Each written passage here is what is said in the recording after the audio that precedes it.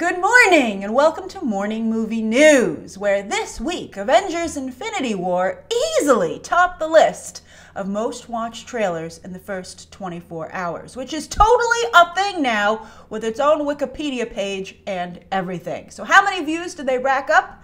230 million, or as some of you are putting it, which does sound better, so I don't blame you, almost 250 million views in the first 24 hours. And it's no accident. I'm very impressed with the Marvel machine, and we'll talk about that in just a moment. But first, I want to give you some perspective. So they unseated the It teaser trailer, which was just until Wednesday, or I guess 24 hours later, Thursday morning, the most watched trailer in the first 24 hours with 197. Then Fate of the Furious came in next with 139, and then the Thor Ragnarok, Marvel's own Thor Ragnarok teaser at 136. Now I said this was no accident, but I'm not saying that Marvel cheated. I'm saying that Marvel is just really good at what they do. And we've been talking a lot, especially lately, about how the best movie making, because it is a business, it is a product that needs to be sold, is a really good mix of business and creative. And you can say what you want about the creative aspects of Marvel. I know that's a hot button topic, especially between Marvel and DC fans. And interestingly enough, that seemed to be a little bit something they were pushing in the trailer, that they were going to maybe change the formula a little bit. I don't believe it, but we'll see. Because the formula is working so well, why would you change it? I mean, it's not like they're having a box office downtick that they're like, okay, now that's the signal to change it. They're doing very, very well. But on the business side, Marvel is incredibly effective. And I think that with the teaser trailer for this that was released the day before, they either outrightly or subliminally, depending on how you took it, they featured trailer reactions, which I think really put people in the mindset of watching the trailer. Like that watching the trailer was the big activity to be celebrated. And I think that gave them a little bit of an extra oomph. And speaking of trailer reactions, I wonder if Marvel counted them in this 230 number. And I don't know if they've been counted in the past in those other numbers. There's really no regulation for how these numbers come together. I mean, if you look at the official uploads, they're nowhere near 230 million, although Infinity War is still very impressive and ahead of the pack in that regard as well.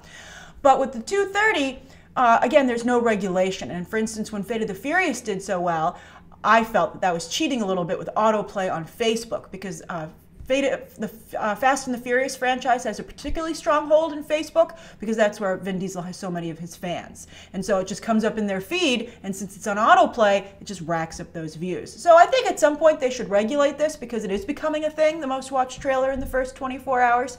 But, too late now. Marvel already got in there with that 230 number, and they didn't have to disclose how they got it. Good for them.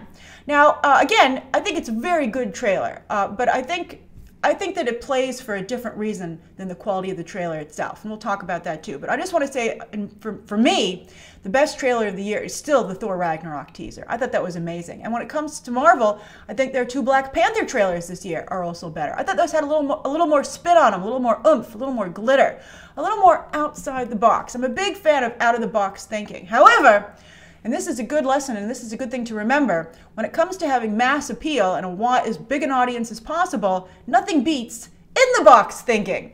And perhaps that's exactly what Avengers Infinity War is. And that's perhaps why Marvel excels so much. And although Thor Ragnarok is interesting, Thor Ragnarok's already entered the 800 million phase. Maybe people overseas are really big into out-of-the-box thinking, but domestically, Thor Ragnarok hasn't even hit 300 million yet.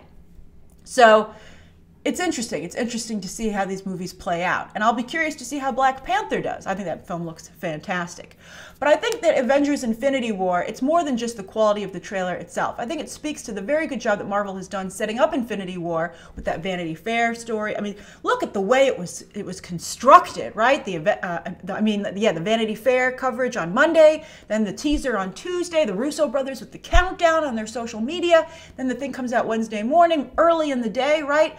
And by the way, they released it at 8:30 on Good Morning America. That's not only good for the United States, but usually trailers debut at 9 or 10. This brilliantly put itself in a much better position for the overseas market with the time difference. Think about it. All Marvel movies open in Europe early, so they're very, very. They have a very good connection with that audience, and they utilized it even for this trailer. They didn't forget about them, so it's interesting. I wonder if maybe we'll see more trailers release a little bit earlier in the day because of that. I also think that this speaks to the strength of the original Avengers, and for all all their talk about getting rid of the old guard and ushering in the new, they should think about how well this trailer played. So I'm curious, before we move on to the next story, what's your favorite trailer of the year so far, Marvel and just overall? All right, so that's the first story of the day. Now for the second story of the day, 'tis the season for miracles, and it looks like Dwayne Johnson is about to deliver one. I can't believe this.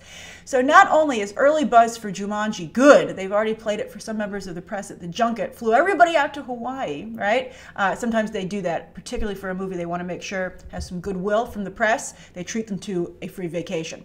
You can't bring like loved ones or anything. You can't bring a guest, but you still get a trip to Hawaii. And you know, the cast is there, and you know, Dwayne Johnson showed up. I saw some social media about Dwayne Johnson showing up at the junket screening to say hi to everyone, and it resulted in some very good buzz. The embargo hasn't lifted yet. We'll talk about that in a second. But the big headline also is that it's tracking at a 60 million six-day debut for Christmas. And that's the weekend after Star Wars, no less. So that's pretty darn impressive.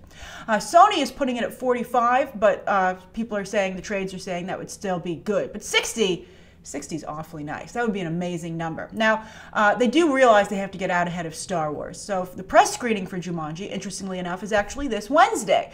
And that's probably because on December 8th, this coming Friday, no wide release, by the way, this weekend or next, but Jumanji will be playing in 1,000 theaters for Amazon Prime members. I'm not sure if those tickets have gone on sale. If you're an Amazon Prime member, I'm not sure if they're for sale or they're a giveaway, but you should look into that. And I think that's to get word of mouth out there. And this is the first promotion of its kind through Amazon Prime, showing a movie to that audience, and so far in advance. And get this, Amazon will also be giving away products at the screening, like when they sell their Echo at Whole Foods, which also seems very odd. And on that note, they'll be giving away Whole Foods gift cards at these Jumanji screenings. That's the kind of kitchen sink thinking that Dwayne Johnson is famous, or some would say infamous, for. But it seems to be working. So expect reviews to hit soon. They haven't told us when the embargo is going to lift. I would suspect it would be by the end of next week, because everyone's going to be seeing it. You know, they're going to have, you know, I would expect 1,000 full theaters of Amazon Prime members having seen it on a week from today. So the embargo should lift probably around then as well. I thought the last trailer was actually pretty darn good. And when my family was talking about what are we going to see Christmas Day, I have to tell you, Jumanji is the front runner, right? Just for a fun, happy movie that you feel, you know, how bad can it be? You don't want to ruin your Christmas Day, and I think Jumanji might actually end up playing like a really safe bet. I'm curious, what's looking like your Christmas Day movie at this point? And would you consider Jumanji? Either before, were you already thinking about it? Or maybe with this news, maybe you're like, maybe it should be in the running. Although I will say, you'll have to see it, we'll all have to see it on a smaller screen, because Disney put that penalty in, the 5% penalty of box office revenue to theaters if they don't put the Last Jedi on their 4 biggest screens. But a number of us will already have seen The Last Jedi by then, so we have an opening for our Christmas Day movie. All right, so that's the second story of the day. And by the way, if you go to that Amazon Prime screening, an advanced screening, please tweet me if you get anything from Amazon. I'm very curious to see what they're giving away.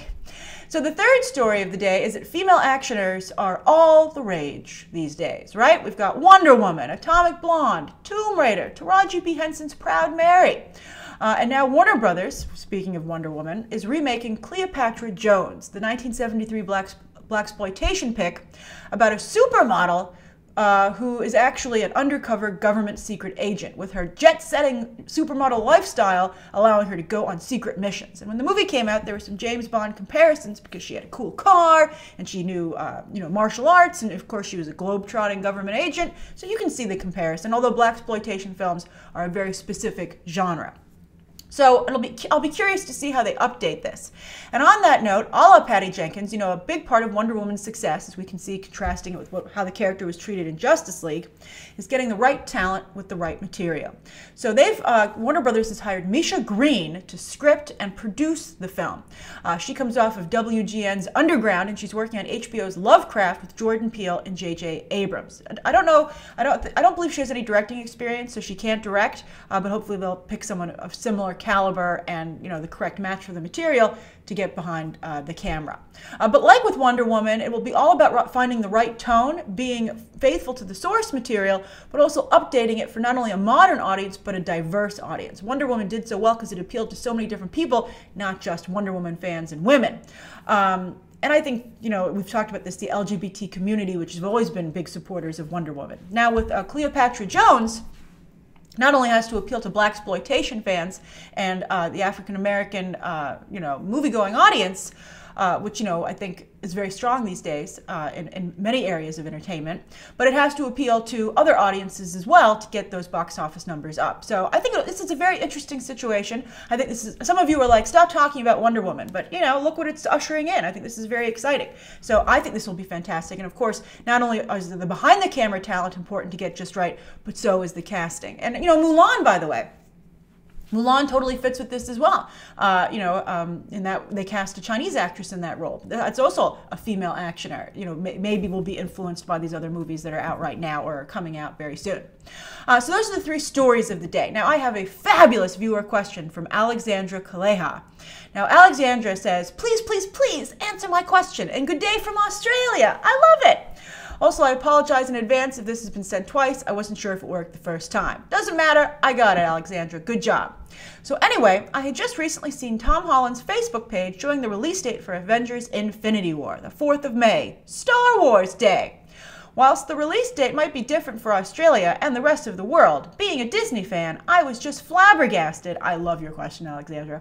Considering that Disney owns both properties, what are your thoughts as to why the House of Mouse would release a Marvel property on a day for fans to celebrate a hugely successful franchise? I love your work. I've been your fan for a few years now, so keep up the fantastic work, and then some cute emojis. Alexandra, I like the way you think. You have a future in studio marketing and distribution. So yes, I think the short answer is it's May 4th, just because of the way the calendar works, in 2018 happens to be the first Friday in May. And Disney owns that date, and they own it for Marvel. And it's for good reason. That kicks off the summer movie season. People have gotten in the mood to going to the movies that day. That's the day, that's the weekend. And Disney Marvel has owned that weekend since 2010 with one exception, and that's 2014 when Amazing Spider-Man 2 came out. But they have it booked for 2019 with the 4th Avengers movie, and then they have it booked for a yet to be determined Marvel movie in 2020. Now, as for May the 4th being a Star Wars fan day, I think it's really specific to Star Wars fans. And I think that it doesn't really extend beyond the fandom. And usually what happens is like toys will go on sale at midnight, etc. And so that's not really going to interfere with movie going later that day, right? But it is interesting. You really made me think, Alexandra, because the Han Solo movie comes out the same month for Memorial Day weekend. Why not give it the May 4th slot? Think of the ad campaign. It could be very shrewd, like having trailer reactions for the tease for the first Infinity War trailer, right?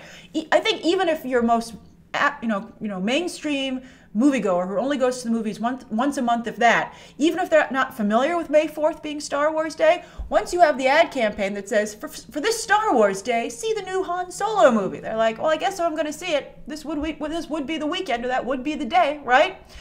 So I think it's just it would be a very good campaign.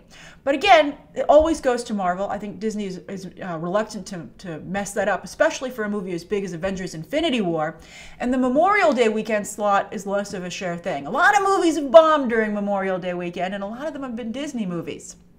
But I just think with Star Wars moving off the holiday schedule anyway, I kind of would have switched it with Han Solo. And the only reason I can think that they didn't switch it is that they don't feel strong about the Han Solo movie. I've always had my doubts about Alden Ehrenreich, as talented as he is. He just doesn't look like Han Solo to me. He doesn't even have the right vibe.